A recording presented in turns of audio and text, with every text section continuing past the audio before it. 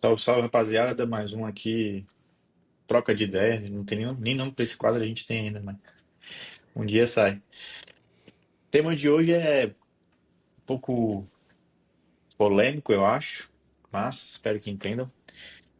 Obeso versus fisiculturista. São mais parecidos do que parecem. Perfeito. É, A gente vai aqui discorrer tudo que se assemelha a um fisiculturista de 120 quilos versus um obeso de 120 quilos, nas mesmas condições. Então vamos lá. A começar, claro, pelo nosso excelente fisiculturista de 120 quilos. Até pesquisando um pouco, Lucas, sobre referência para trazer aqui mais para a gente trocar uma ideia, eu vejo que um dos maiores problemas que se em torno da vida de um fisiculturista é o ciclo de peso, né? Esse ganhar, aumentar peso a nível de qualidade de vida tende a ter um risco muito maior a médio prazo. Porque uma hora está em preparação, outra hora está em booking, e a gente sabe que dentro das duas extremidades, tanto comer muito, em soma, um alto abuso de drogas, de ergogênicos, versus comer pouco, em soma, um alto abuso de estimulantes, são ali, fora essa oscilação de peso a nível metabólico, se torna prejudicial para a saúde. o próprio ciclos de peso, né, ciclos de perda e ganho de peso, eles já são um fator de risco, né? Agora, tem um negócio no fisiculturista, né? Que, por exemplo, também acho que é interessante. Quando a gente fala desses ciclos de perda de peso, naturalmente a gente entra no aspecto da natureza do esporte, que são as preparações, né? Então você pega o cara, ele faz um off, depois ele faz um cutting, ele faz um off, ele faz um cutting. Existe a característica do ciclo de perda de peso. Mas também existe um outro aspecto que eu acho que aí, Doc, até uma vez tive a oportunidade de orientar um TCC com esse tema, Olha que da hora. que são os sinais e critérios de transtorno alimentar em atletas em fase final de preparação, né? E assim, olha, durante a apresentação na banca, a professora ela fez uma pergunta lá pro aluno que estava apresentando, que seria como a gente pode minimizar esse tipo de sintoma nos atletas em preparação, por exemplo, né? E daí eu lembro até que o aluno da banca ele teve um pouco de problema para responder essa pergunta e tal.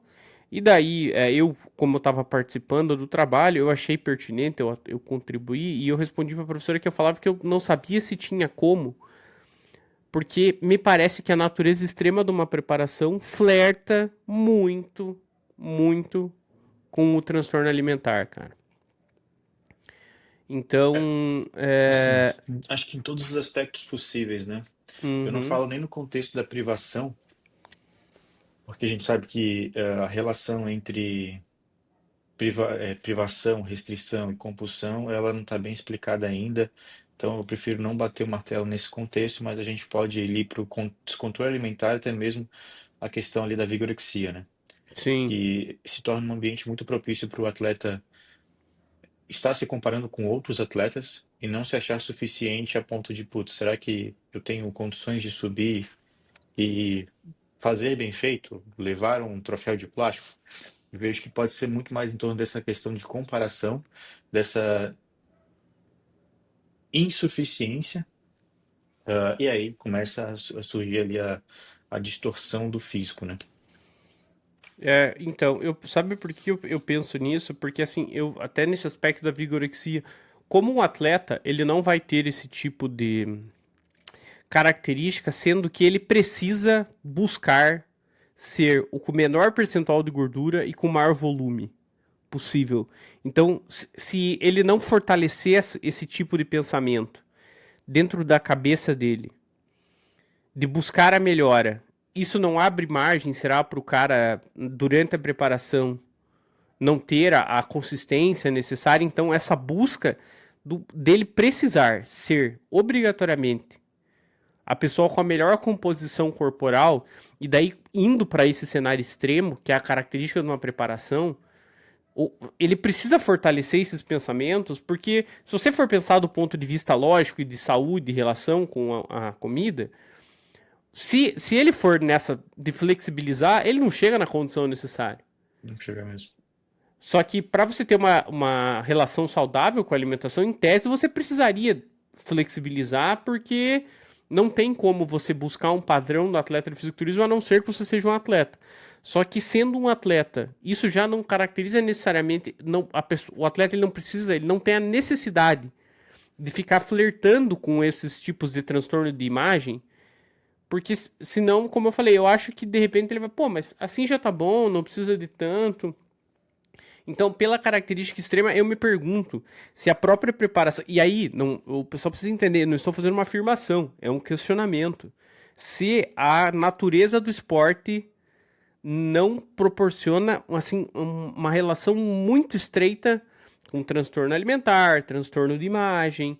Porque se você for analisar em termos dos trabalhos que fazem esse tipo de análise, você vê que existe um risco muito maior de atletas dessas categorias e desses esportes, inclusive de alguns esportes onde você precisa estar em faixas restritas de peso, mas o fisiculturismo ele é caracterizado pela aparência especificamente.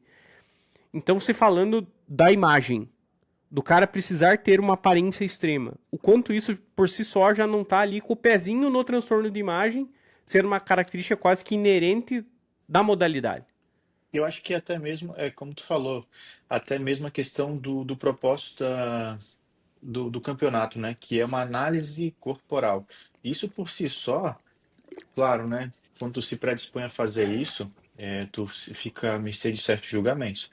Mas esse contexto de julgar, de falar o seu físico não é bom, ou o seu físico não é o suficiente, ou você precisa melhorar tal coisa, eu acho que a nível já mais emocional, psicológico mesmo, esse contexto, já passa a ser algo muito prejudicial para a saúde mental da pessoa.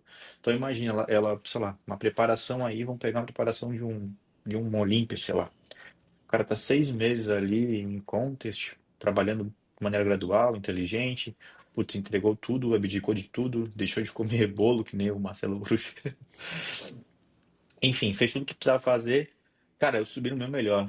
E aí tu chega lá, um cara que às vezes não dormiu bem, tá ligado? Teve dor de barriga pela manhã, daí que fala, não, não é o suficiente, eu prefiro outra pessoa. Ou também pela questão ali do, sei lá, a relação que o cara tem com o treinador daquele outro atleta. É. Enfim, muita coisa pode acontecer. E aí tu fica, caramba, eu não sou o suficiente. Não foi o suficiente. Meu corpo não é bom para ganhar essa competição. Eu imagino a cabeça de um atleta de ponta, o que passa, tá ligado? Quando há esse tipo de julgamento. E aí, claro, quando impõe a você que não é suficiente aquilo que tu faz ou a resposta do teu físico, tu tem que ter um preparo psicológico do caralho para não cair justamente nesse tipo de transtorno. E aí começa outro ponto, né?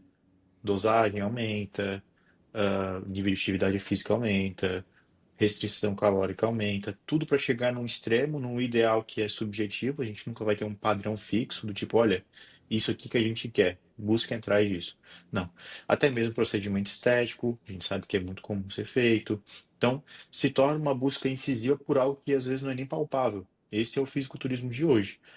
Por exemplo, só um exemplo bem breve. O campeão da Men's Physique do último Mr. Olympia, cara, ele tinha uma linha mais clássica daqueles primeiros Men's Physique que ganharam a categoria, muito mais um físico de praia. Hoje a gente já não sabe se isso vai ser a categoria o padrão que vai ser implementado, se não vão buscar algo maior, mais hardness, mais seco, mais dry, mais volumoso, a gente não sabe, porque um ano retrasado foi isso que foi buscado. Então, o padrão parece que é cíclico, não é fixo, e aí vai lá o indivíduo, não, então esse ano eu vou entrar mais slim, vou entrar um pouco mais murcho, mas não, o padrão já é outro. Então, assim, cara, é doentio só pelo fato desse julgamento sem previsibilidade, sem um padrão instaurado, e terceiros que envolvem ali fatores emocionais no julgamento, envolvem muita coisa ali, estarem apontando para você e falar, ó, não é o suficiente aquilo que tu faz, o teu físico não é bom para ganhar essa competição. Essa sensação de insuficiência está distante sempre do físico ideal, né? que é uma característica de alguns transtornos de imagem. Você tentar estabelecer um comparativo, o teu físico já está muito bom, ou você tem uma imagem distorcida da que é a imagem real. Só que se Uhum. você parte do pressuposto de que a imagem ideal, ela é a que é julgada em um momento específico, a comparação é sempre cruel, né? Porque estatisticamente a imensa maioria dos atletas vai perder. Então, Perfeito. E assim, qual é a diferença dentro desse contexto para um indivíduo obeso que fica se comparando com terceiros? E que está em processo de mudança e que. Acho que assim, por mais que o mecanismo ele mude, né, de comparação, o resultado pós-linha final passa a ser o mesmo, que é a deteriorização da tua percepção e imagem. O sim. que, o que entra no outro ponto, né? Quando a gente fala de saúde, qual é a definição de saúde? É um É, então, marcador de exames? então, nesse aspecto, a gente considera que a definição de saúde é você conseguir tolerar as demandas da rotina e conseguir, com rotina eu falo todos os estímulos que acontecem ao longo do teu dia, de forma a que isso proporcione uma adaptação saudável. Estresse, demandas físicas, tudo isso são demandas que as pessoas enfrentam no dia a dia, que elas precisam ter uma capacidade adaptativa de que isso não provoque uma espécie de malefício ou prejuízo, né? Então você pega, por exemplo, a gente tá falando, por que a pessoa precisa ter uma composição corporal saudável? É para que ela consiga enfrentar bem essas demandas, uma vez que a gente vê que o excesso de tecido adiposo, e nós vamos passar por esse aspecto também, às vezes o excesso de massa corporal, não só de tecido Uhum. adiposo também, que ela consiga reduzir os riscos de problemas de saúde mental, inclusive transtornos de imagem, que ela consiga enfrentar as demandas físicas do dia a dia dela. Então você pega a pessoa, ela precisa conseguir subir e descer as escadas, ela precisa conseguir trabalhar com autonomia. Então, a definição de saúde é você tolerar todos esses estímulos de uma forma que isso não gere nenhuma espécie de prejuízo, você É, consiga é se ser adaptar. funcional. É ser É, funcional em todas as instâncias possíveis. Então a gente sim, pega ali atividades do dia a dia, sono, manejo de estresse, porque quando a gente fala em saúde, a gente só pega, sei lá, marcadores que são palpáveis em exames, né? Mas não. Até mesmo a própria OMS já redefiniu o critério para ser saudável. E envolve muito a questão psicológica, a saúde psicológica. Porque a gente sabe que o meio físico, tanto no fisiculturismo quanto no aspecto obesidade, tem um certo comprometimento. A gente sabe que, por exemplo, vamos pegar um fisiculturista que faz abuso, sei lá, trembolona o ano inteiro, que é muito comum, tá? Não uhum, achem que eles deixam, não, vou só usar nas últimas 4 semanas. Não, cara. Quando tu fala para um bodybuilder, que é a droga mais anabólica que tem disponível no mercado, cara, ele associa anabolismo com crescimento muscular, ele vai querer usar o resto da vida. Enfim, o cara tá on fire na treino. O obeso ele tem funções disfuncionais ali, padrão cognitivo, devido ao alto acúmulo de gordura.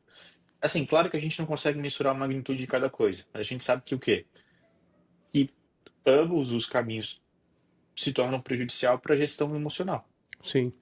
E isso é um fato. Fora outros aspectos que a gente pode estar associando, sono. A gente sabe que a grande maioria dos fisiculturistas que tem lá mais de 100, 110 quilos já utilizam de CPAP para dormir. Em contrapartida, o obeso também faz a mesma coisa, já utiliza de outros mecanismos para poder dormir. Então a gente vê que, por mais que há a extremidade da análise física, um padrão ele é muito comum. É, Tem muito mais semelhança do que parece, né? Tem tem, muito mano. mais semelhança. Quando você passa, inclusive por essas questões de sono, até que né, a gente não tinha discutido previamente, mas a gente discutiu algumas coisas. Eu fico pensando, por exemplo, você pega o obeso ali, o mecanismo talvez seja diferente. Mas você observa que as manifestações elas começam a ser muito parecidas, né? Aqui, até esse artigo que você colocou na tela, por exemplo, esse ciclo de perda de peso e ganho de peso. Na vida do obeso isso é muito comum, né? Porque ele tenta emagrecer, ele reganha peso. Uhum. É algo que também acontece. A maior parte das pessoas que entram numa dieta para emagrecer normalmente reganha o peso e não tem sucesso na dieta. É uma questão estatística também, né? Tanto que se Perfeito. você for considerar, o sucesso na perda de peso é manter um percentual muito baixo do peso que já foi perdido. Então, Isso dá perda total. Isso para melhora da saúde. Então, realmente é algo que quando você para pensar, cara, e eu também penso assim, por exemplo, também tem muitos fisiculturistas que quando o cara não está em preparação, ele tem uma dificuldade gigantesca em manter o físico sem estar com excesso de gordura, porque assim, não fossem os hormônios, certamente nós Putz, teríamos um problema de uhum, composição corporal puxando por extremo do acúmulo de perfeitamente. gordura. Então você vê que até uma coisa que a gente fala, os atletas eles não costumam postar foto quando eles não No estão com a book. composição corporal legal. Mas tem muitos atletas que no bulking, muito por conta às vezes, desse desajuste dietético e até mesmo comportamental de relação com a comida, o cara ele tem mais ou menos o que o obeso tem no rebote. É, e se a gente pega ali a faixa calórica, será que muda muita coisa? Não, Tipo, muito provavelmente não. Então, mas é isso que eu falo. Não fossem os hormônios e o estímulo do treino, talvez sejam coisas que diferenciem um pouco e que um tanto desses nutrientes seja direcionado para o ganho de massa muscular. O restante do contexto é muito parecido, inclusive aspectos comportamentais de não conseguir perfeito, sustentar um padrão alimentar saudável. perfeito. Só complementando mesmo, né? A estrutura, ela não muda muito, mas o resultado final muda por um fator que a gente pode colocar, que é ali o volume muscular, que também quer auxiliar um pouco no gasto calórico, Sim, e no trabalho fisiológico com a comida. Mas assim, não muda absolutamente nada, cara. A gente sabe que o bodybuilder, ele e fora da competição, é um padrão muito similar a nível de ingestão calórica de um indivíduo obeso, que vai de ultraprocessados, ah, que vai de alimentos ali mais açucarados, com gordura, tudo mais, o que torna o ambiente muito propício para alguma condição deletéria à saúde. Só que o indivíduo ele é um pouco mais ativo, ele treina, ele faz um cardio vagabundo. E outro ponto, eu acredito que ele utiliza mais de fármacos para controle de saúde nesse ambiente do que um obeso. sim, Não é incomum a gente ver ali, cara, a maioria dos que eu conheço acima de 100 quilos, até 90 mais ou menos, já estão ali com inúmeros estatinas, utilizando diariamente, remédio para controle de glicose, ali, o famoso glifage e tudo mais. Então, se torna um ambiente muito similar ao da obesidade. E talvez com um pouco mais de controle sobre alguns aspectos de saúde. Até mesmo a gente está vendo agora uma introdução gigantesca para remédios de saúde cardiovascular em geral, né? sim. E cara, até por exemplo o uso da sangria que eles fazem de forma terapêutica Ah, é para, verdade. sabe, para reduzir aí de repente a pressão arterial e a viscosidade do sangue. Então, como assim a gente fala, existe algo que é diferente em termos do que você observa, né? Mas quando você começa a fazer essa sobreposição, você percebe que tem muitas coisas que acontecem em comum entre esses dois extremos da composição corporal, né? Padrões dietéticos, os distúrbios de saúde mental, relação com a comida, né? Transtorno alimentar.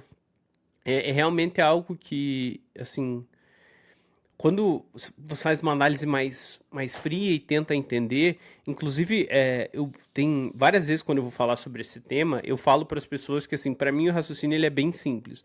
Não tem como eu defender o uso do hormônio e tentar relativizar quando eu não faço o mesmo com a obesidade. Entendeu? Então, por exemplo, se eu falo para as pessoas que ser obeso não é saudável, porque aumenta o risco de várias doenças, e hoje a obesidade por si só já é considerada uma doença, como é que eu vou dizer que eu posso incentivar ou relativizar e assim algo que contribui para todos esses fatores que a gente está falando? E aí você pega manifestação de sintomas e fala, pô, peraí, vamos tentar entender o contexto, porque muitas vezes o obeso ele é sedentário, ele faz exercício assim de uma forma muito esporádica, né? Não tem a consistência com padrões de atividade física necessários, a alimentação também não é boa. Aí você pega, por exemplo, o cenário de um fisiculturista, que o cara, ele faz o cardio do jeitão dele, mas ele se mantém ativo indo na academia, né? E durante um período de tempo ele tem uma alimentação que é relativamente saudável, porém você vai observar, o cara ele tem várias alterações e sintomas que você observa, por exemplo, no mesmo cara que é sedentário e se alimenta mal. É meio complicado você defender isso, porque você esperaria que uma pessoa com esses padrões comportamentais, dietéticos e de exercício físico, que a pessoa ela fosse bem saudável, né? Mas acaba não sendo o caso por isso, né? Porque muitas Sim. vezes a gente acaba observando que o extremo da composição corporal necessária para você chegar dentro do fisiculturismo, ele acaba sacrificando a saúde das pessoas, né? De uma forma direta. Perfeitamente. Mano, só uma observação. Tu me escuta bem? Escuto bem, aham. É que não tá conectado no microfone, que tá conectado no Power Beats. Eu vou só trocar de tela aqui rapidinho, vou continuar a Tá. ligação, Uhum. mas a gente já dá continuidade aqui. Deixa eu pegar aqui. Depois até trocar uma ideia sobre esse artigo, que esse artigo é bem interessante, ele foi feito ali com lutadores, tá? Sim. Numa faixa de reganho de peso de 6 quilos entre competição e não competição. É, a fisiculturista, assim, acho que É, ganha mais, hein? é muito maior, né? A questão de extremidade. Deixa eu ver se eu consigo entrar aqui. Eu realmente puxo pro extremo, né? Esse aspecto da condição física. Lutadores muitas vezes tentam uma perda de peso via desidratação. E essa perda de peso, ela. Assim, tem muitos que reganham uma boa quantidade de peso, né? Agora sim, Mas, perfeito. sim, mas você pega, por exemplo, o fisiculturista, às vezes o cara tem rebote em uma semana de 15 quilos, entendeu? É um negócio meio. Até tocando já mais nesse assunto aqui do estudo, eu vou abrir aqui para vocês, dar uma olhada, a gente trocar uma ideia.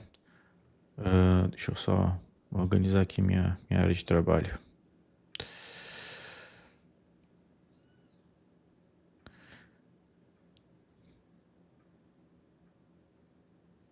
Pronto. Bom, isso tudo foi feito com algumas modalidades de luta, entre elas ali wrestling, judô, até mesmo pegar ali a greco-romana e tudo mais. E o que dentro dessa pequena oscilação de peso, que dentro e fora de competição ali dá em mais ou menos uns 6 quilos, os caras encontraram algumas predisposições a médio prazo, né? Uma das mais principais ali é o perfil cardiometabólico adverso, Uhum. que a gente sabe que essa, não vou falar troca de composição, é porque não é nem é tão expressivo quanto o próprio fisiculturismo, né? Sim. Mas já generalizando para esse ponto que a gente quer conversar, a gente sabe que, putz, cara, é muito comum dentro de um ambiente de preparação de um atleta o cara perder 20 quilos. E uma semana após a competição, a depender do nível de controle do indivíduo, o cara reganhar ali, cara, 50%. Sim.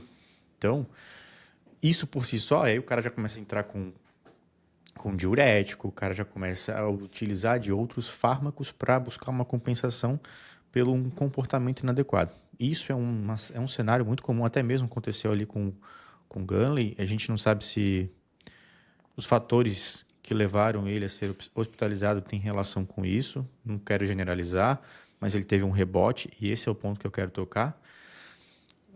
O que a gente enxerga aqui também, dentro dessa pesquisa, é algo que é muito mais nítido, que é o...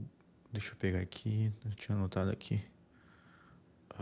Que a gente chama aqui no fat overshooting, que é a supercompensação de gordura, né?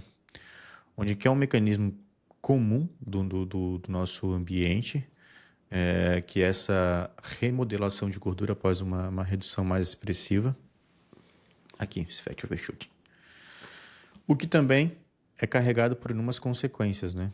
A gente sabe que esse ambiente criado dentro de uma preparação, e aqui não é nem uma preparação tão expressiva, que como o Lucas falou, é muito mais uma manipulação de água às vezes, o que também não é muito do ambiente mais saudável, mas comparando com o fisiculturismo, acho que é um pouco menos pior, eu posso dizer. Sim. Após a competição, tende a se ganhar ali um acúmulo de gordura um pouco mais enfatizado, principalmente na região visceral, porque a gente sabe que tem fatores muito mais relacionados com a saúde em geral. E fora o ambiente de desmame de hormônios, que a gente pode estar trazendo aqui também, a retirada ali de alguns termogênicos, como T3, T4, clenbuterol. Então, pós-competição de um atleta, e soma todo esse ambiente de reganho de peso, retirada de hormônios e tudo mais, eu vejo que é uma fase extremamente delicada em termos de tanto saúde emocional quanto saúde metabólica em geral. E qual é o geral, o hábito comum desses atletas pós-competição?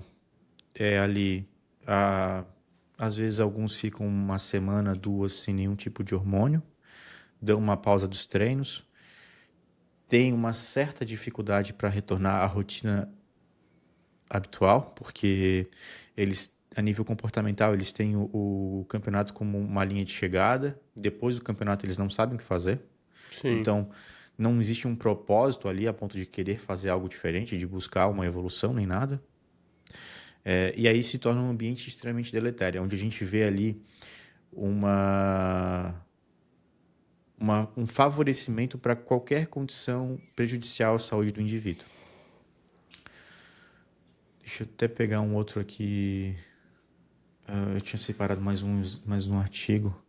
Só passando aí por essa explicação desse fat overshooting aí, pessoal, as evidências mais diretas que nós temos, assim, desse processo em termos de mecanismo, elas são em modelo animal, onde a gente consegue estudar bem essa dinâmica. É, mas basicamente, assim, qual que é a ideia? É que durante essa perda de peso acelerada que você tem e que você perde muito peso, o teu adipócito ele reduz a produção de leptina, porque ele reduz o tamanho. A leptina ele é um hormônio que sinaliza lá nos circuitos de fome e saciedade do teu cérebro, saciedade informando a condição dos teus estoques energéticos. Só que quando você tem esse adipócito murchando, ele secreta menos leptina. Então a pessoa, ela aumenta o apetite naturalmente. Após o momento ali que o doc coloca como seria a meta da competição, o teu corpo ele está muito ávido a utilizar essa energia para recuperar essa quantidade de gordura que foi perdida. Então vocês observam que na imagem ali, você pega, por exemplo, a população em geral, muitas vezes, até o cara, porque, ó, vocês percebem que existe uma perda de massa muscular em conjunto?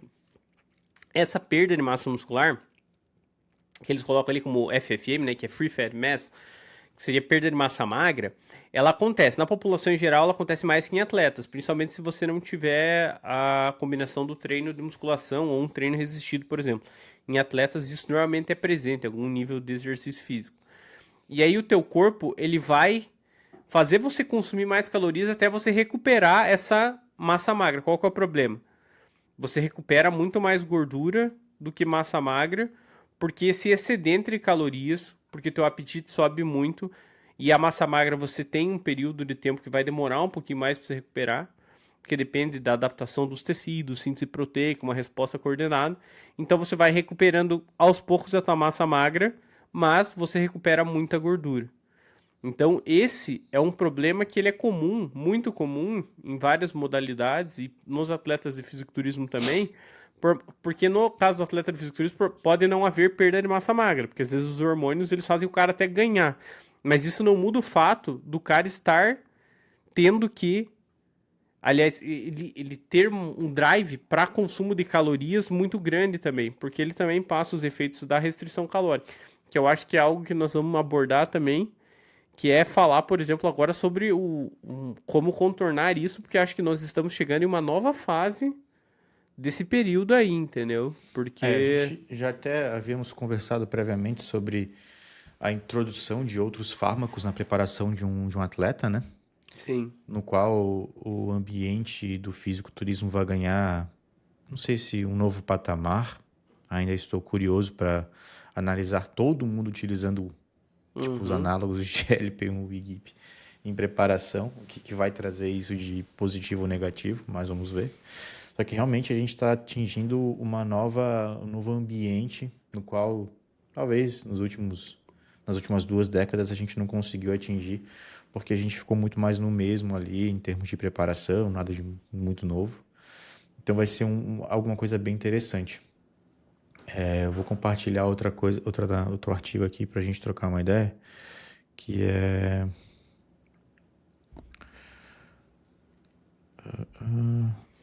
Aqui. Aqui. Bom, obesidade metabolicamente saudável versus obesidade metabolicamente não saudável. Acho que se encaixa muito bem ao contexto, né? Porque pergunta, Lucas, pra ti, qual a definição de obesidade? Então, a definição mais recente que nós temos é o acúmulo excessivo de gordura a ponto de você prejudicar funções. Não, e não só assim, pessoal, quando a gente pensa em funções fisiológicas, metabólicas, não é só a pessoa, por exemplo, ter diabetes, ter hipertensão. É que esse acúmulo causa algum prejuízo para ela. Então, por exemplo, ela pode ter alterações articulares, ela pode ter alterações comportamentais. Então, não é só você olhar para esses sintomas clássicos, né? Que é a definição de obesidade mais recente, é isso, que a obesidade ela é considerada uma doença justamente porque ela vem acompanhada desse tipo de alteração, né? Inclusive, a definição do termo obesidade metabolicamente saudável, eu acho que daí, assim, vai depender dos parâmetros metabólicos que você vai analisar. Daí você consegue. Ah, o cara ele não tem dislipidemia. Tá, mas daí você tá olhando pra dislipidemia apenas, entendeu? Aí você vai dizer que ele é metabolicamente saudável porque ele não tem alteração no perfil lipídico. Aham. Mas quando a gente pega, claro, né, o IMC não é o padrão ouro para a gente mensurar alguma coisa, mas fechando no contexto peso, o quão prejudicial, pegando simplesmente sem uma análise criteriosa dos marcadores ali de composição corporal, mas fechando apenas o fator peso, o quão prejudicial é o peso em ambos ambientes, 120 quilos, 1,70 m, obeso versus um fisiculturista. Então, a gente tem, no caso, por exemplo, se você for pegar o fisiculturista, por mais que ele não tenha um excesso de gordura, o excesso de massa corporal por si só já caracteriza um problema também. Porque existe, obviamente, né, o nosso controle de peso, existe a teoria do set point lá, né, que a gente protege uma determinada faixa de peso e tudo mais, só que por conta do nosso ambiente, hoje a gente consegue ir fazendo com que o peso vá subindo, o set point não recupere pro peso original, por conta do contexto mesmo, ambiente, mas essa sobrecarga de massa corporal, ela desencadeia vários problemas, né? Então, por exemplo, você pega teu sistema cardiovascular, ele vai sofrer alterações necessárias para você ter um bombeamento condizente com essa maior massa corporal. Então, assim, se você pega 120 quilos e para o cara chegar em 120 quilos de massa muscular, muito provavelmente ele vai ter que usar algum hormônio, né? Com o BF baixo. Um cara que tem 120 quilos de acúmulo de gordura, ambos terão problemas que são relativamente parecidos, que vão envolver sistema cardiovascular, o sistema cardiorrespiratório como um todo, que vai alterar as demandas da pessoa. É que o grande problema do cara com 120 quilos no cenário do fisiculturismo é que, como tem uma polifarmácia, muitas vezes a gente fala, pô, pro cara chegar a 120 quilos, ele vai ter que comer muito, né? Ele vai ter que absorver esses nutrientes. Só que muitas vezes aí o cara já tem outros tipos de fármacos, até mesmo o uso da insulina, que vai fazer com que o cara ele precise ter uma resposta de insulina maior para ponto dele poder lidar com esses nutrientes. Muitas vezes os caras eles utilizam insulina mesmo em combinação com outros hormônios, né?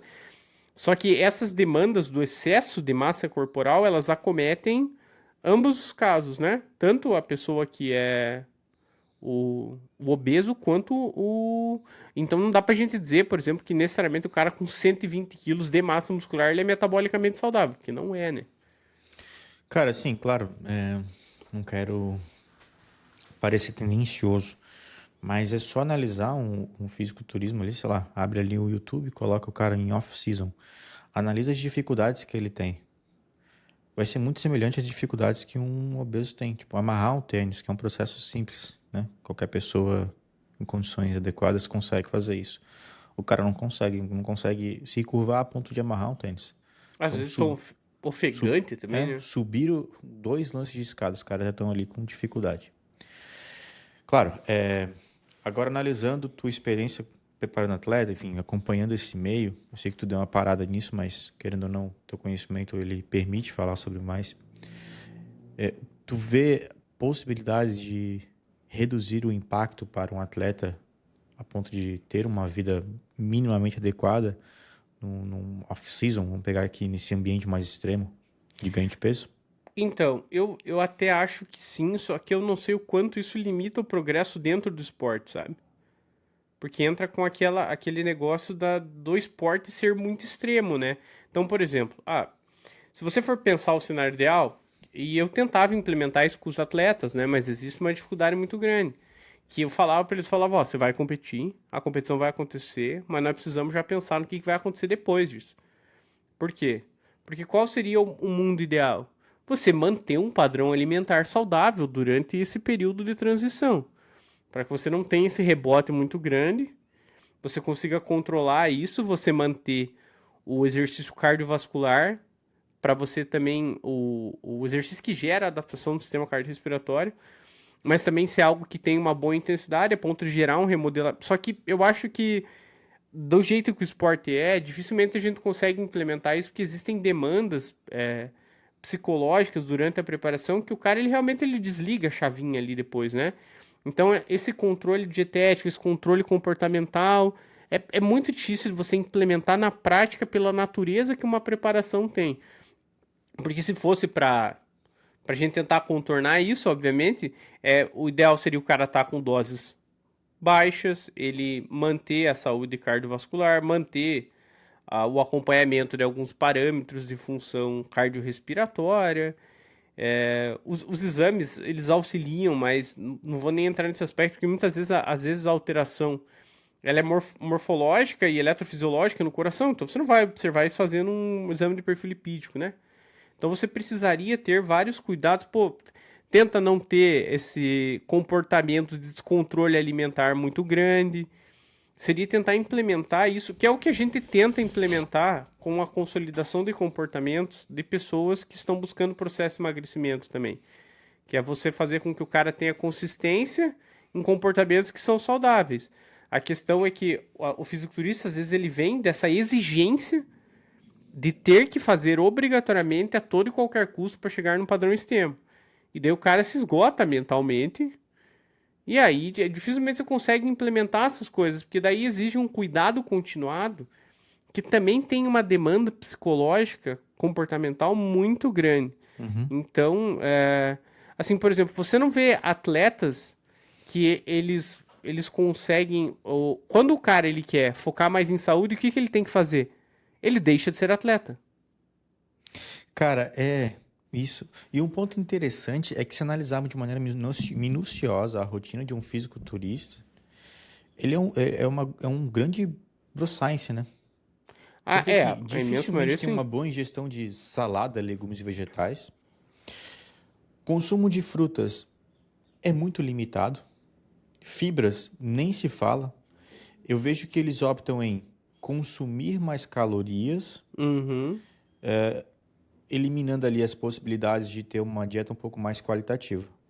É, Sendo que talvez, se eles tivessem uma dieta um pouco mais qualitativa, eles não precisassem abusar tanto do fator energético para ter um ganho decente. Eu vejo que, claro, né, não tem como a gente mensurar isso, putz, cara, iríamos fechar em mecanismos que talvez não levassem a lugar nenhum, isso é apenas um achismo, mas é uma visão que eu tenho. Se a gente, por exemplo, pega ali a última dieta do Rafael Brandão, acho que eu compartilhei no grupo lá, se eu não me engano. Cara, era carne de peru, acho que 4, 5 vezes ao longo do dia. Não tinha nada de legumes, vegetais. Claro, aí o que acontece? Eles vão apostar em vitaminas, suplementos, que também a gente não tem uma evidência tão interessante, né, em termos de nutrição para isso. Até mesmo o manejo de alguns protetores, que é famoso ali a silimarina, que também não tem evidência nenhuma. O ômega 3, que é muito questionável em alguns contextos. Ioimbina em preparação. Então eu vejo que é uma área que, a nível científico, tem alguns pontos que são bem questionáveis. Agora a gente pega o outro lado da moeda, que seria o indivíduo obeso, que claro, a gente vai pegar muito errado falar obeso clássico, tá? Mas a gente vai pegar o obeso que sedentário, o cara que não tem qualidade de vida alguma, faz ali o manejo mínimo da saúde com alguns fármacos. Ele é muito mais assertivo em termos de manejo de saúde. Ele vai a um médico, ele procura aquilo que ele precisa. Se for um médico qualificado e bom, ele vai passar ali os fármacos necessários para ter um mínimo de qualidade de vida. Em contrapartida, o fisiculturista ele vai no bro science, no underground. Tipo, o máximo ali é a pesquisa de um artigo no Google, um site, ou até mesmo o coach vai repassar alguma coisa para ele que duvidosa a qualidade. Não são todos, mas, cara, o que a gente pega de protocolo hoje em dia para analisar é bizarro, o que a gente enxerga. E aí a gente fica nesse ponto, né? Quando a água bate na bunda, o fisiculturista ele tem muita resistência em procurar um profissional da saúde. Muita resistência. Mas é que também, no fundo, o cara ele sabe que os comportamentos dele não são a linha. Só que aí que entra naquilo que eu comentei, Doc. Eu acho que o grande X da questão aí é que, em alguns casos, a dieta saudável, pro cara fazer, ele vai ter que largar a mão desse atleta. Por quê? Em off, o cara precisa atingir um peso astronômico lá. E ele precisa ganhar massa muscular porque é a necessidade da categoria. Por exemplo, o Brandão, né? Todo mundo fala que o Brandão precisa colocar mais volume, mais volume, mais volume, mais volume. E nós sabemos que isso é feito às custas de uma ingestão calórica absurda. Só que qual que é o problema? Se ele optar por exemplo, vamos lá, vamos melhorar a dieta do Brandão em termos do que é nutricionalmente recomendável. Vamos fazer o seguinte: você não precisa comer tanta proteína assim, cara. Vamos reduzir a tua ingestão proteica. Vamos adicionar mais vegetais, vamos adicionar mais grãos aí, vamos adicionar mais variedade, fruta. Naturalmente ele ia reduzir a ingestão calórica. Por conta de mais saciedade, também o cara ele vai ter uma dieta que, por ter alimentos que não são tão refinados, naturalmente o cara vai consumir menos. E aí isso vai fazer com que ele, cara, assim, pro que ele precisa do que o esporte demanda, ele não vai conseguir atingir. Que é isso, que eu acho que a natureza do esporte não permite o cara ter um estilo de vida como um todo saudável, né? Talvez um cara que ele não vá competir, mas, por exemplo, quando você pega esses caras, por exemplo, o próprio Chris Bumstead lá, né? Que é o cara que é o exemplo e tal para todo mundo. Para ele, entre aspas, viver de fato uma vida mais saudável, ele abandonou, cara. Ele largou totalmente, né? E por mais que ele fale, não, mas ele era um cara que. Pessoal, mesmo assim, se vocês forem analisar as preparações dele, esse mesmo esquema do extremo, da necessidade do cara, dele vai ter que, né, flertar com um negócio. E assim, cara, é uma coisa mesmo que você observa até assim, cara, a expressão da pessoa, né? O rosto inchado, assim, é muito parecido com o que é, às vezes, o rosto de uma pessoa que tem excesso de peso, cara. Sim. Queres dar uma analisada aqui? Esse vídeo foi postado há 5 dias. Vamos ver se vai rodar, né? Da última vez que a gente colocou o vídeo não funcionou bem. Deu um play aí. Tá funcionando. Vai, ó.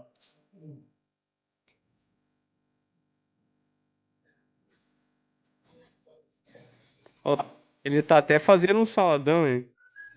Acho que deve ser pra filha.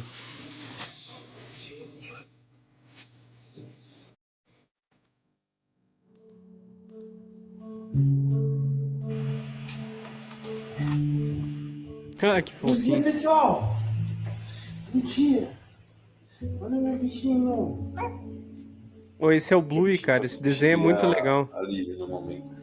O Lucas é especialista em desenho infantil. Dormiu bem. Ai, que muito Ai, fofo, meu mano. Deus, que delícia esse bichinho. O corte vai ser Doc e Oi, o cão gente. reagem Oi, bom a dia. Brandão fazendo carinho na filha. Vamos papar com o papai hoje? Bom dia. Bom dia. Salve, rapaziada do canal da Max Stanley, começando o vídeo aqui Opa, pra cupom vocês. Taquito na No Max. dia seguinte, hoje vocês vão acompanhar todas as minhas refeições do eu dia, já divulguei. com as calorias, macros, tudo certinho pra vocês. Hoje é meu segundo dia de carbo baixo da Tá em preparação. carbo baixo, né? Meu primeiro dia foi ontem e foi bem num leg day. Então deu uma puxadinha boa, mas Bom que eu já senti hoje acordar um pouco mais condicionado e também com mais fome. Isso é muito bom, porque eu vinha carbo alto, carbo alto, carbo alto, carbo alto, alto, alto, alto, alto, alto, todas essas últimas semanas. Então, muito bom quando dá essa variação de carboidrato.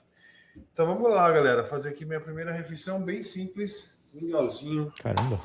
de arroz. Então, que a galera vê que mesmo em carbo baixo. 70 gramas de farinha de Ainda arroz, tem. 100 gramas de Sim, carbo framboesa, baixo eu não posso ok. reclamar do carbo baixo, não, porque E 2 tem scoops bastante de comida whey. ainda. Mas aquele tá Mas por baixo, né? já é menos do que eu tava comendo, então já dá uma. Sabe aquele negócio de você come daqui 1h30, você começa a sentir uma fome, 2 horas já tá com muita Caramba, fome. cara. Quando você tá Não, fazendo carbo só alto, uma pausa, né? Olha como é disfuncional. O cara faz uma refeição que tudo bem, talvez não tenha tanto volume a ponto de ter uma super saciedade, mas em torno de 1 hora, 2 horas o cara tá com fome ainda. Não é muito semelhante a um indivíduo obeso? Cara, o que me pega um pouco é esse American Diet, sabe? Tipo, esse negócio do fisiculturismo, tipo, dos brasileiros. Ele tá fora do Brasil, me parece que Ele sim. tá nos Estados Unidos, Las Vegas, eu acho. Então. Mas, sabe, tipo, é uma parada que você vê que mesmo no Brasil os caras consomem. Eu sempre. Farinha de arroz, Farinha de arroz, carne de peru. aspargo, entendeu? Tipo, as coisas que não. Aí o cara fala, ai, mas o coach do cara, ele é. Ele é gringo. Pessoal, beleza, só que, por exemplo, eu, enquanto nutricionista, eu também atendo pessoas que moram fora do Brasil. E eu respeito os padrões alimentares e acessibilidade dos alimentos lá, entendeu? É por isso que eu falo que o esporte, ele é muito. É bem complicado nesse quesito, cara. Porque, sabe, é tipo, goji berry. Que, cara, pra nós brasileiros, não, entendeu? E aí você vai pensar, essas frutas são superiores às frutas que a gente utiliza aqui? Então é realmente um negócio que. Vamos lá. Sei que é. Por exemplo, aqui no sul a gente consome tempo. bastante, né? Tangerina ou poncan. Qual atleta consome esse alimento, cara? Nenhum atleta consome, entendeu? Então é uma. E tem uns estigmas bem bizarros, né? Que a gente pega, por exemplo, a questão da tilápia, tá? O clássico tilápia. A digestão é muito boa.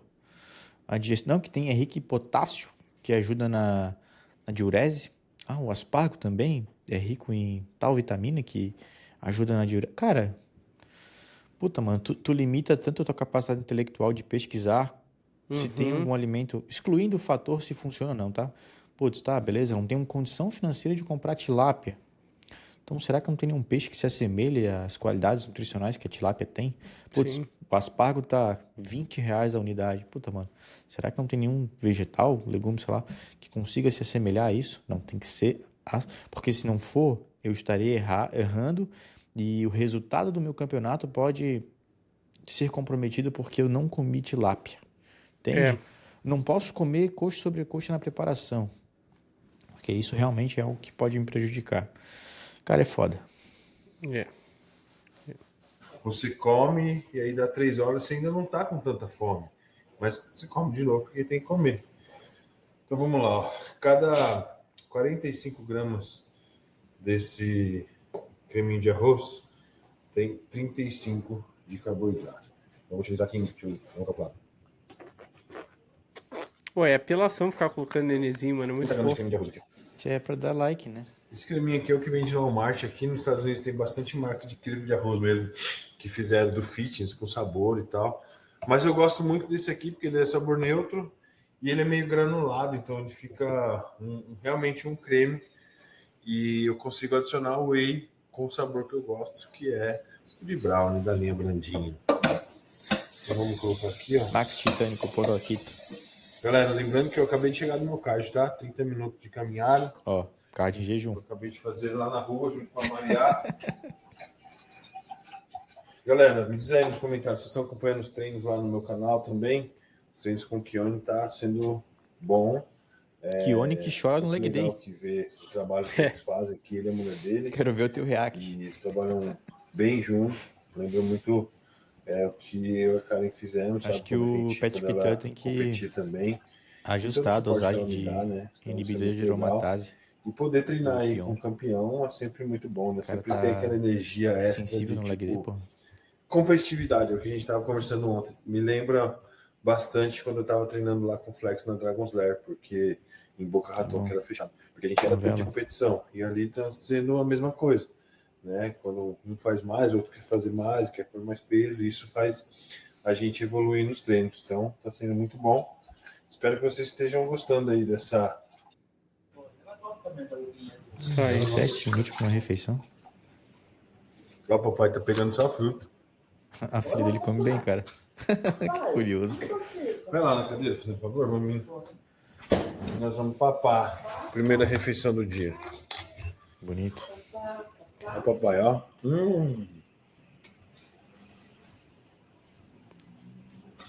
É, Galera, segunda refeição do dia, vou preparar aqui. Ó, Vou turkey. preparar a segunda e a terceira. Vai ser basicamente a mesma coisa. E a quarta, a quinta e a sexta também. Duvido você acertar o que vai ser, Lucas. Arroz e turkey. Nossa. E um leguminho. Você está prevendo. Leguminho, vamos ver o que que é. Ó, Tic-tac. olha. Que isso, calou É. nossa boca. não, mas é que. Então, mas esse que eu ia falar, em preparação os caras usam, né, velho? Tá porra, menor. Aí, ó. Talvez. A gente tem que lembrar que recentemente ele passou por algumas complicações, né? Intestinais? Exatamente. Talvez. Seja. Aí deu até aquele rolo com Thales e tal. Uhum. Talvez ele tenha procurado um profissional adequado e instruiu ele, ó. Cara, pelo menos Come coloca salada, né, mano? ali. Come É. salada.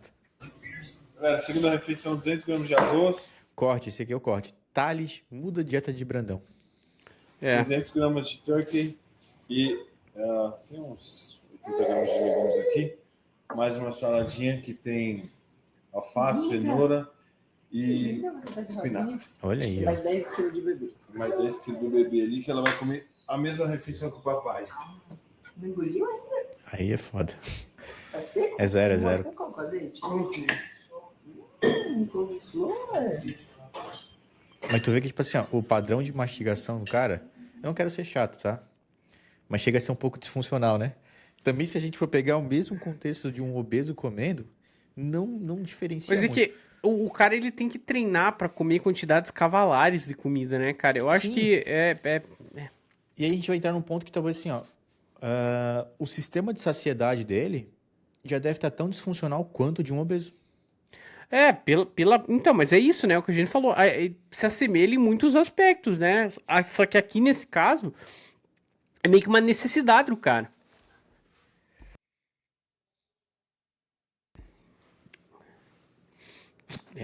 Tive que espirrar, né, cara? Eu achei que ele ia concluir a parada. Não, tive que espirrar, daí mutei o microfone. Que delícia! Terceira refeição do dia. Drive turkey. Parece que eu já vi essa cena. Mas aqui é um aspecto que, assim, aí o pessoal, só pro pessoal entender, tá? É sendo chato mesmo. É que eu falo, pô, mas aí não tem. Mas é que, assim, se você for considerar, inclusive pro Brandão que tem problemas intestinais, variação na dieta seria importante. Então, ele comer só a mesma coisa assim. Eu sei que a preparação facilita a logística, etc. Mas seria importante que ele tivesse uma variação de nutrientes, assim. Pô, economizar seu tempo, Lucas. É só a gente gravar a primeira e a segunda refeição. E aí você replica a segunda refeição várias vezes durante o dia, entendeu? É basicamente isso que nós vamos fazer. Mentira. Próxima refeição. Ó, Tilápia. A universal, né? A onda da tilápia é mais cedo esse ano. é isso aí. E o frango borrachado, havaiano. Cara, eu fico imaginando como é que surgiu essa teoria da tilápia, tá ligado? Eu imagino que assim, ó, numa época, em algum lugar do mundo, foi muito barato comer tilápia. O cara fez a preparação inteira com a tilápia. Chegou assim, seco no dry. Puta, físico impecável. E falou, que tu fez de diferente de preparação inteira? Ah, comi tilápia. Então, o segredo é tilápia. É. Mas o que tu sentiu de diferente? Ah, cara, a digestão foi mais tranquilo. Não fiquei tão empanturrado, fui de boa, sem gases, sei lá. E aí, o cara, tuf. Ó, segredo é tilápia. Mas eu acho que foi Como é que é o nome do cara que também tem a barra vermelha? Que é o... Que foi campeão da Chonchu? Você tá falando do Flex, que é o que ele Eu comentou? acho que foi o Flex, Lewis? cara, que popularizou a parada da tilápia, mano. Olha, mano, eu não sei, eu adoro, sabe? Filés. Pô, acho que tem muito valor, entendeu? Mas Limãozinho agora, ali, pra puta, agora, pimentinha. agora pra... Isso é só dos últimos 3 dias só.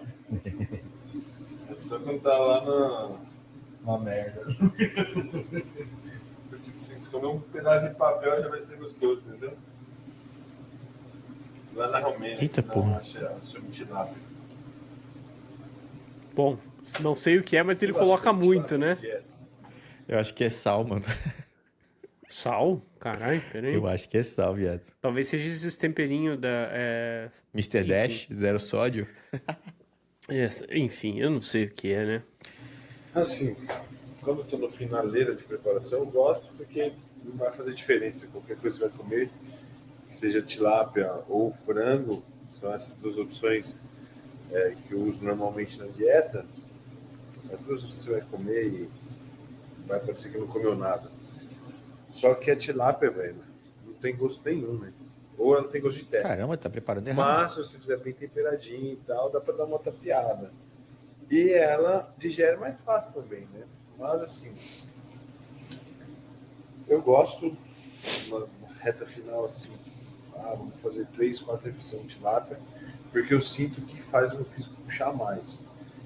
Mas assim, em relação ao sabor, o frango ainda pra mim é melhor que tilápia.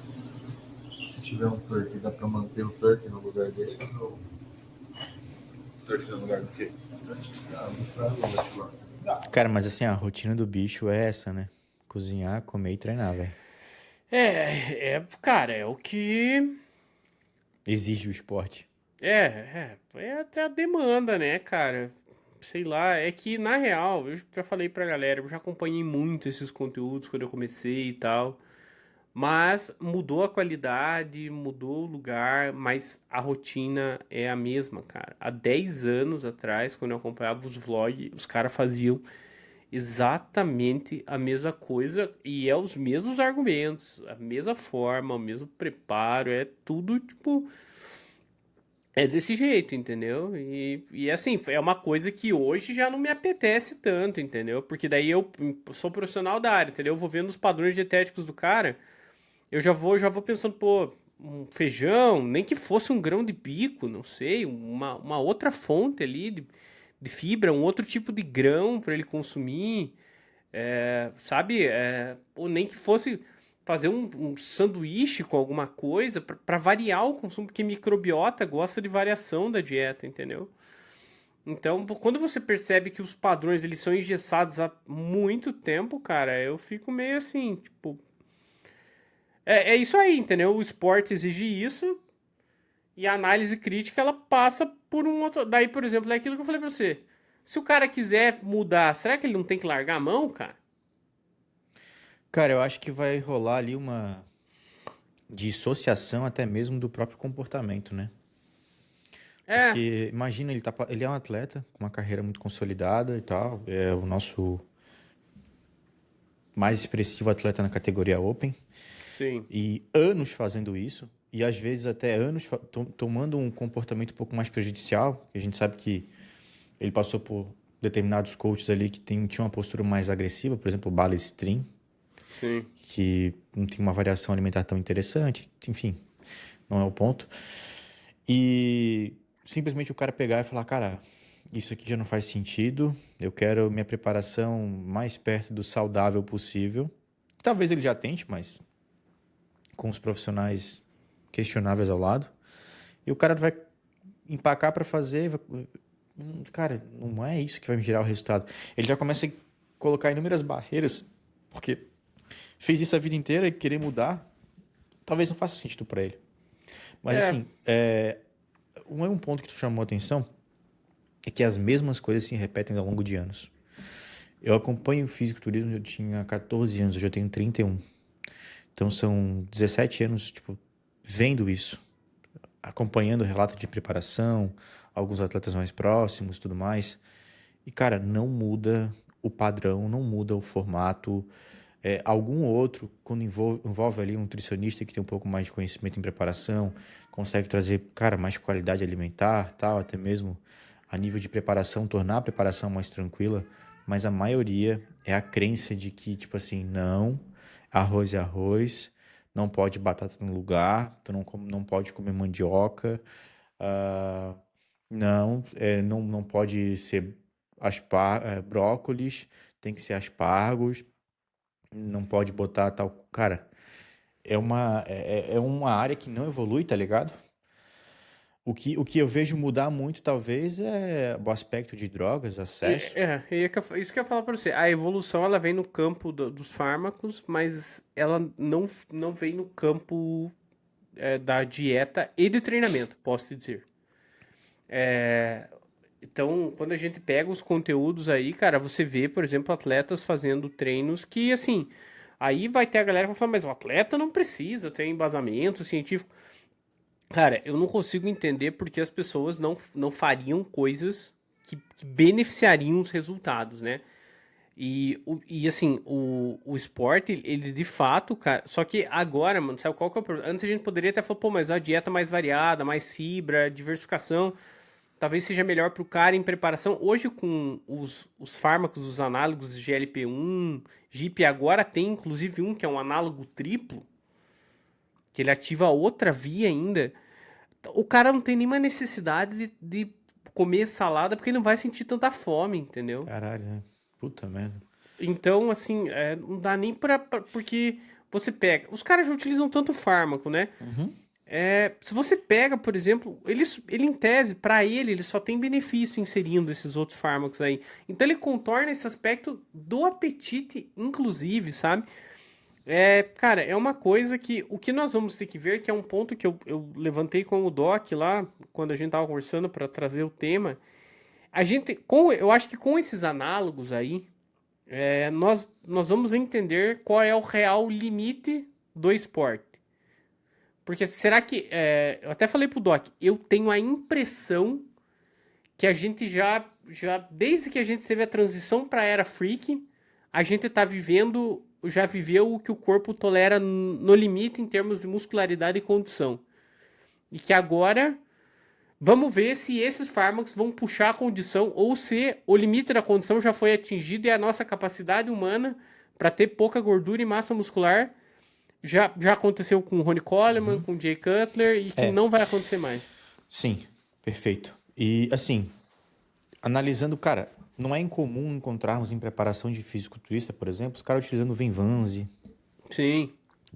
inibidores de recaptação de serotonina, fármacos que realmente, assim, cara, a gente vê que é para um uso muito específico, tá? Para esses caras introduzirem os análogos, GIP, até mesmo esse novo que está para surgir, a gente vai trocar uma ideia depois sobre isso, não é custoso. E aí mata a necessidade de algo mais nutritivo, porque eles vão focalizar, talvez em uma dieta um pouco mais restrita em termos de valor calórico, já que teoricamente a condição está relacionada a isso.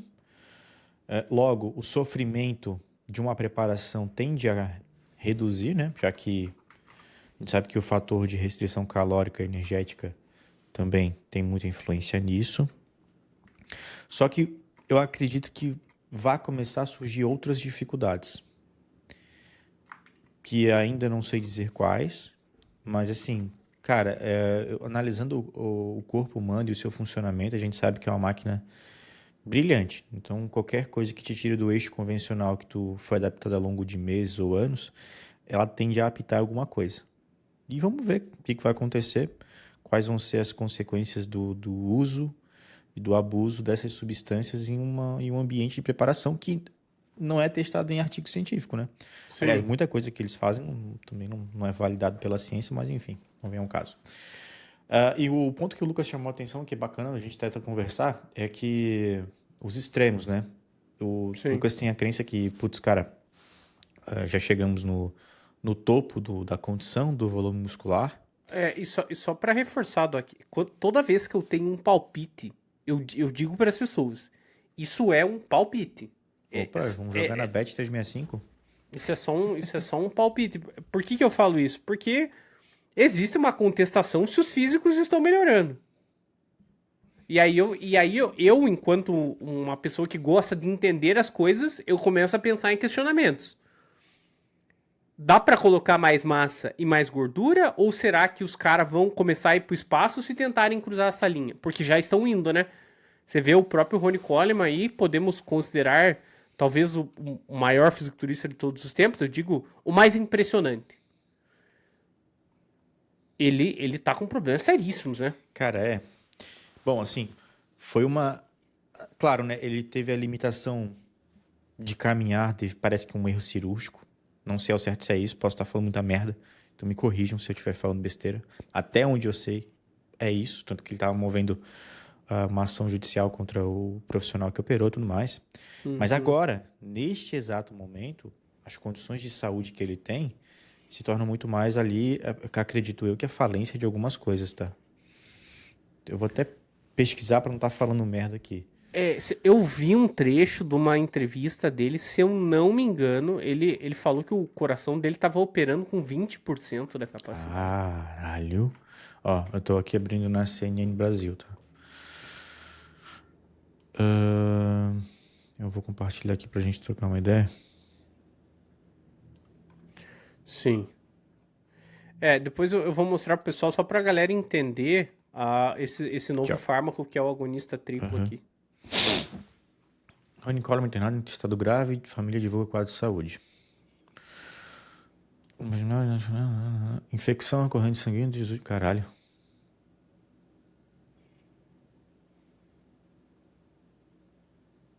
Ó.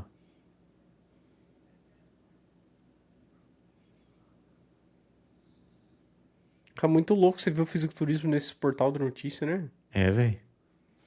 Caramba. Os caras são mainstream hoje, mano.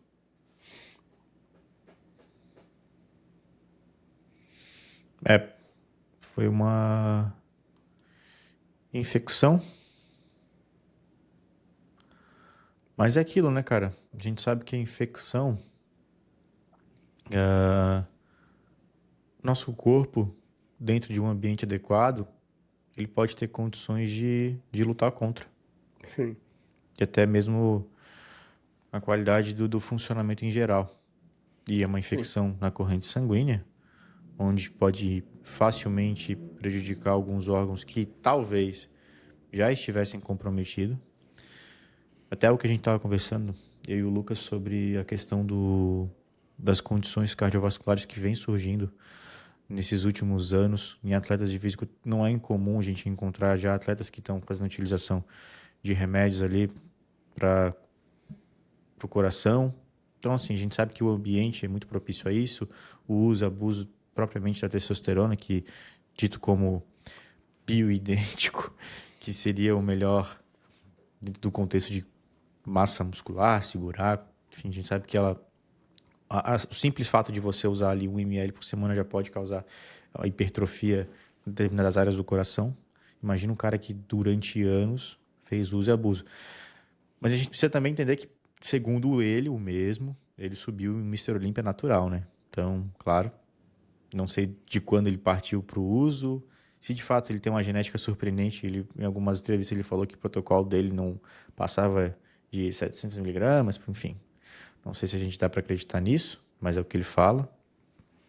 Sim. Só que nós temos o maior representante do esporte, do planeta, com uma condição grave e passou grande parte da sua vida, eu posso falar ali já, né, na fase envelhecida da vida, em cadeira de roda, tendo cuidados excessivos ali quanto à questão da sua saúde. Até mesmo a fala dele mudou muita coisa. Sim. Pode ser devido ao abuso de GH, que a gente sabe que consegue ainda aumentar algumas áreas do corpo.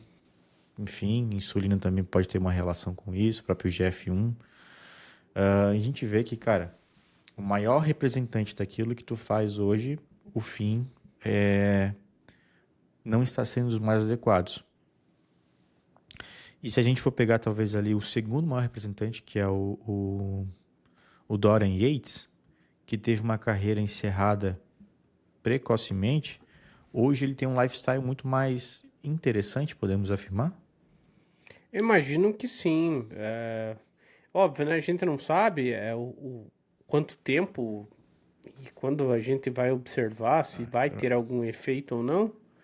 Então, tem que esperar, né? O que a gente sabe, inclusive, saiu um artigo recente, é mostrando essa chance de mortalidade por morte súbita em fisiculturista é muito maior, né?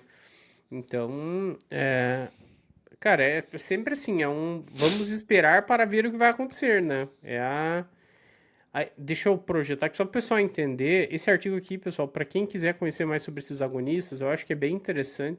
Não é artigo de leitura fácil, mas ele vai trazer todos os aspectos necessários aí para vocês terem um entendimento básico e superficial da. Ó, aí na tela tá aparecendo para vocês o nosso artigo, é um artigo da Nature que fala sobre os agonistas de GLP-1. Então percebam como é um fenômeno muito recente. Olha esse incremento da curva aqui. Caralho. Isso aqui é o número de publicações. Então vocês percebem que é algo que recentemente aconteceu. E grande parte do desenvolvimento desses fármacos passou primeiro para um cara que descobriu lá que existia uma substância na saliva de um lagartão que exercia uma ação. E a partir disso foram feitos vários estudos, só que a meia-vida era muito curta, então percebam aqui, ó. Meia-vida dos agonistas de GLP-1. Agora olha o grande salto que nós tivemos. Que é onde nós temos os fármacos que são utilizados hoje, que, por exemplo, precisam de uma injeção semanal. Só que você tem vários mecanismos possíveis para ação, né? Então você tem aqui a liraglutida, aí você vai ter semaglutida, que são os fármacos que ficaram inicialmente famosos. Agora nós estamos com a tirzepatida, que é o Mounjaro, que é um agonista duplo, e teve a entrevista do Nick Walker, que ele usou a retatrutida, que é um agonista triplo. Aí você está se perguntando, mas o que isso influencia?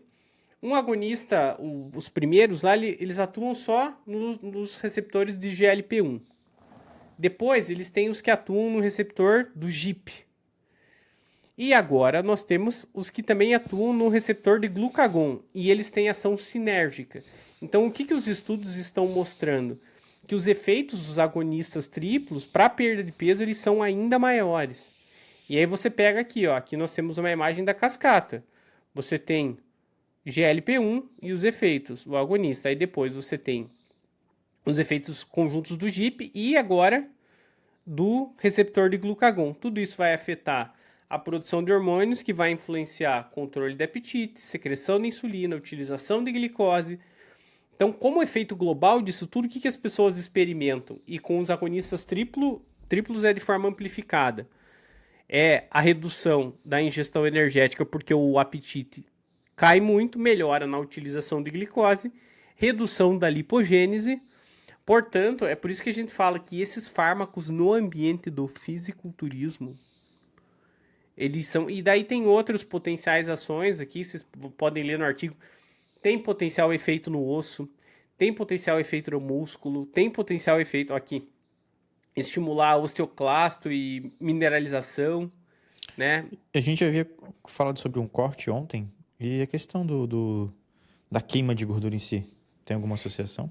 Então, ele interfere na lipólise, assim, só que o efeito principal, ele vai ser na redução da ingestão energética, né? Que vai fazer com que as pessoas reduzam a ingestão energética. Mas ele também tem um efeito para melhora da... Ó, inclusive, olha aqui, os potenciais efeitos no músculo. Queda da miostatina, de cascatas de sinalização de atrofia e aumento o que, consequentemente, pode resultar em manutenção. Inclusive, existem alguns estudos iniciais, né?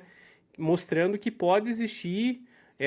no tratamento da obesidade sarcopênica, um efeito protetor para a massa muscular. Então, nós estamos... Caralho. A gente até conversou no episódio lá que não foi pro ar do podcast, quando estava todo mundo junto. Eu acho que nós estamos vivendo em termos, e se você for analisar lá naquela curva de tempo que eu mostrei, é uma revolução, cara. Isso aqui é um negócio. Porque se você pega de 2004 para cá, isso aqui são número de publicações. A, a aprovação da FDA, por exemplo, para liraglutida aconteceu em 2010. Então você percebe que é muito recente, tudo é muito novo. Então a gente está vendo que a aprovação desses fármacos, que vai aumentar o acesso e as pessoas vão poder utilizar, e certamente no fisiculturismo eles vão utilizar, nós vamos perceber se existe alguma margem para melhora. Porque o efeito do fármaco, ele existe. Em termos de substâncias que podem impactar a composição corporal, reduzindo a ingestão energética, com potenciais efeitos multissistêmicos, metabolismo glicêmico, mobilização e utilização de ácidos graxos, alteração no cenário inflamatório da cartilagem e tudo mais, e ossos. Enfim, aqui no artigo se explora vários mecanismos. Se vai ter desfecho clínico é uma outra coisa. Agora, que nós estamos diante de uma mudança gigantesca, cara, a gente não pode negar que eu, assim, de tudo que eu já vi desde que eu estudo esses temas, esse é o fármaco mais revolucionário que já foi lançado, cara. Esses fármacos, né? Porque são fármacos diferentes, cara. E assim, né? Nós estamos no início dessa era. Exatamente no início, porque, por A exemplo, tecnologia vai ser aprimorada, mano. o que o Nick Walker diz ter usado não foi aprovado ainda. Ele Cara, tá é. em. Ele Isso tá é o em. que a gente precisa analisar depois. Mas no fisiculturismo eles estão nem aí, né, cara? Porque Cara, aprovado ou não é aprovado. Assim, que o uso vai ser feito, isso é um fato, já está sendo, Sim. inclusive. Mas o que me deixa um pouco curioso é as combinações que eles vão fazer Uhum. para justificar alguma coisa. Então, a gente sabe que o fisiculturismo, eles têm muito essa questão da sinergia, né? Ah, não, porque Sim. o GH é sinérgico com tal coisa, o Masteron é sinérgico com a testosterona, enfim. Eles criam um desfecho deles lá para poder amparar o uso. Uhum. Agora vamos ver, né? Daqui a pouco eles estão falando que a retratudida com ioimbina aumenta em 40% a queima de Cara, gordura. só que aí, assim, foi o que o Nick Walker falou, né? Aí eu vou ter que dar o crédito para o Nick Walker, porque ele falou que foi a coisa mais revolucionária que ele usou em preparação. Em termos de embasamento científico, é o que tem mais justificativa mesmo, entendeu? Para ter certeza. algum efeito porque eles querem. Mas assim, imagina, né, cara? Os caras utilizando T3, que a gente sabe que pode aumentar o metabolismo basal, fora algumas funções bem específicas. Clenbuterol. Às vezes, uma alta dosagem de cafeína, que aí a gente já tem um bom amparo, tem o clenbuterol também, T3. E aí, fora o uso abusivo de hormônios, que de maneira não direta pode aumentar um pouco o gasto calórico, e adicionando mais esses fármacos. Bicho, os caras vão virar uma fornalha. Então, mas é aí que entra no que eu falei pra você, que eu quero ver se tem margem pra melhorar. Esse Mr. Olympia a gente vai ter que, então, Entendeu? analisar se faz sentido tudo isso. Porque senão, mano... Não, mas se não, sabe o que eu acho, Doc? O que pode acontecer? Olha, aqui já tô. Cara, é especulação total, gente. Só tô jogando as coisas assim, não é pra dizer que é uma informação e tal.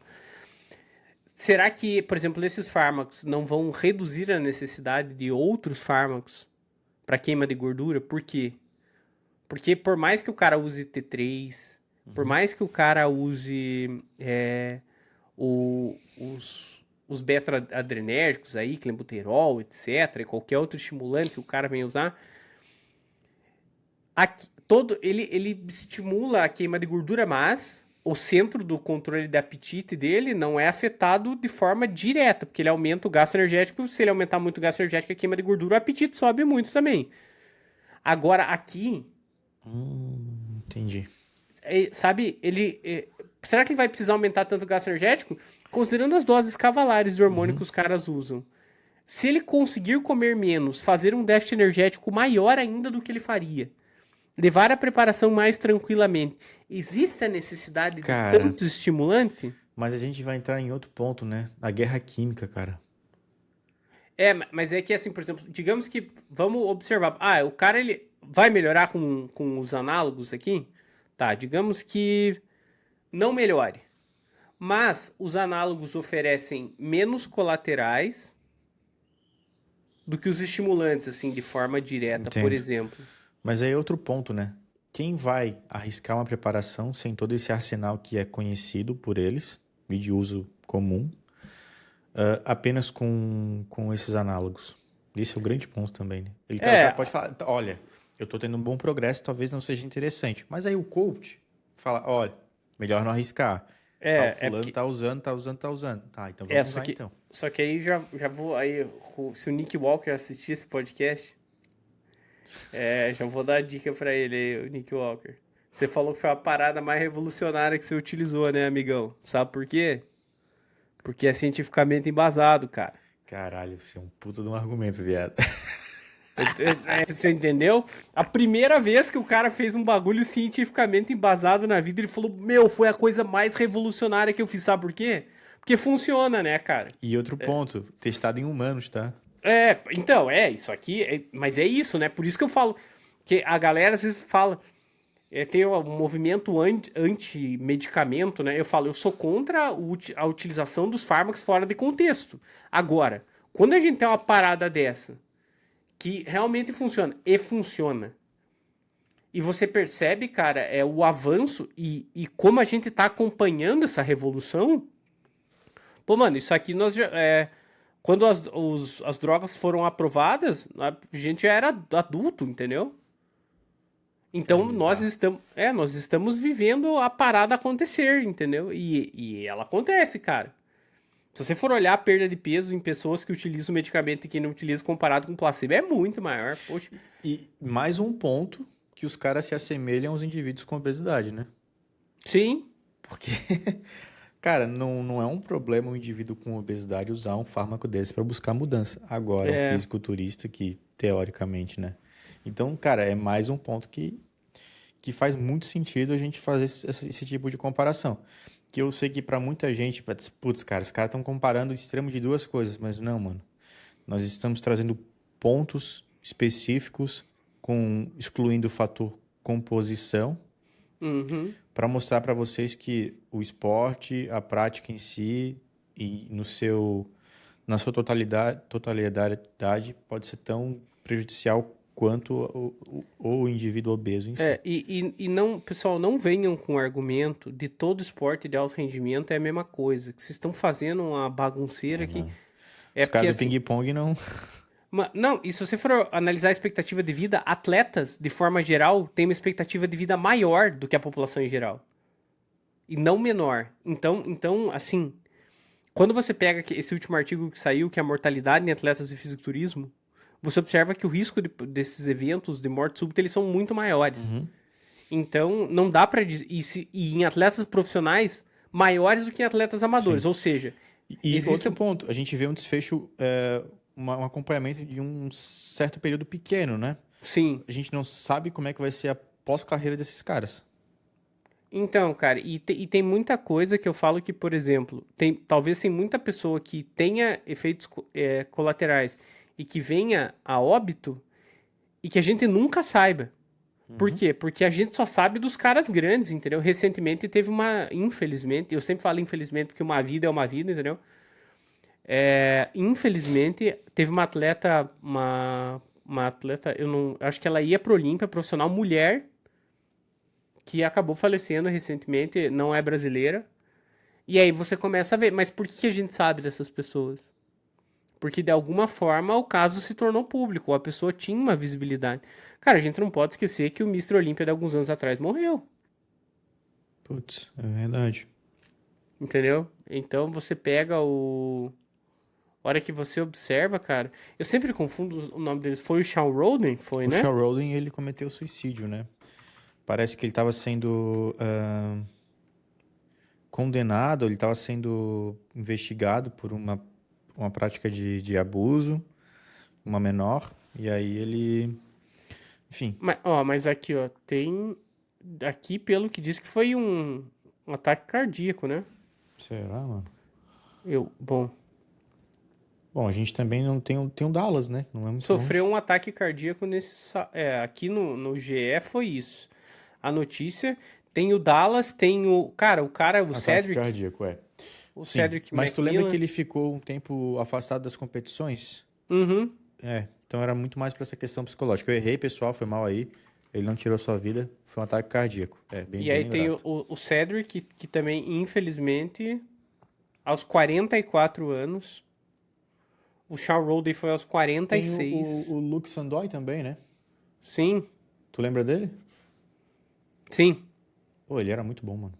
Então, cara, a gente tem vários. Com Os 30 próprios. anos, tá? Ah, ele O, foi suicídio, perdão. os caras do volume baixo que gostam bastante, o Mike Mentzer. Mike Mentzer também teve problema cardíaco. E o irmão do Mike Mentzer também teve problema cardíaco. É, assim, nós estamos vivendo numa época onde o fisiculturismo está mais em alta. E com isso, as notícias em torno dele são mais expressivas, né? Sim, repercutem muito mais, né? Mas assim, a gente pega uma lacuna na história, que é entre os anos 90 até 2010, mais ou menos, onde não era tão divulgada a modalidade, que muita gente deve ter vindo a óbito e sem registro, ou até mesmo achando que era, sei lá, qualquer outra coisa, excluindo aspecto hormônio. Então, cara, é uma prática que requer cuidado, e é uma prática que não só requer cuidado, mas requer um pouco mais sobre conscientização da ciência. É uma análise crítica, né? E aí é o que eu falo, pessoal. A questão aqui é nem eu e nem o Doc, nós somos contra o fisiculturismo. Inclusive, posso dizer que o fisiculturismo teve um papel fundamental na nossa formação enquanto profissionais, mas faz parte da evolução profissional e de quem é responsável por áreas da saúde conscientizar vocês de que da mesma forma que nós falamos que existem comportamentos que não são saudáveis, a gente não pode endossar uma prática porque em algum momento a gente teve algum nível de apreço por isso. Então, a gente precisa fazer esse tipo de abstração para entender e conseguir fazer. Não é porque você está inserido em um meio que você não pode analisar criticamente isso, sabe? Perfeitamente. Ah, eu acho que é isso, né, time? Já falamos bastante a respeito, Sim.